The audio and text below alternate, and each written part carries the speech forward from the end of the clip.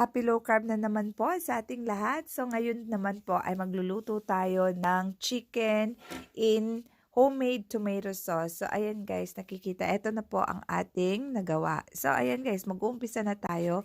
Kailangan mayroon tayong frying pan dahil nga po yung ating manok ay syempre fatty naman yan. So hindi na tayo nagigisa guys. Ginawa natin, pre-fry po tayo. Yan. Kailangan po na yung ang ating frying pan ay non-stick po siya para hindi po didikit ang kanyang balat. Habang ating po siyang pre-fry, lagyan po natin siya ng ating mga ricados. Ayan, naglagay po ako ng powdered black pepper, kagaya ng dati. Tapos yung herb de Provence. Depende na po sa inyo kung ano pong herbs ang available po sa inyo.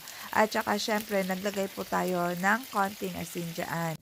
So, ayan guys, natapos na natin na pre-fry yung ating mga manok.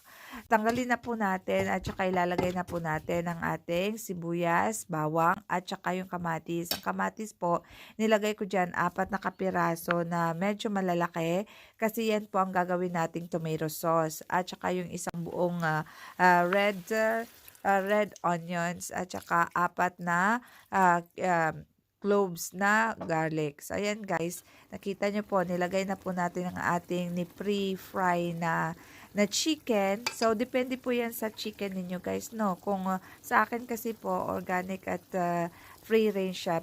Kaya medyo matagal-tagal ko siyang niluto kasi yung ang kanyang muscles po ng ating chicken ay medyo matigas siya. So, ayan guys, depende na po yan sa inyo. So, ayan guys, habang niluluto po natin yan, syempre takluban natin. Depende po kung sa inyong chicken meat na niluluto. So, ayan guys, naglagay ako ng isang basong tubig para pakukuluan at saka papalambutin. So, nakita nyo na po ang ating tomato sauce. So, ayan na guys. Yan ang masarap kasi sa tomato sauce na homemade kasi ikaw ang kusang magkukontrol. At saka, syempre, naglagay po tayo kanina ng asin sa ating kamatis para madali po siyang lalambot. So, ayan na guys, ang ating chicken with homemade tomato sauce. Maraming salamat po sa panonood.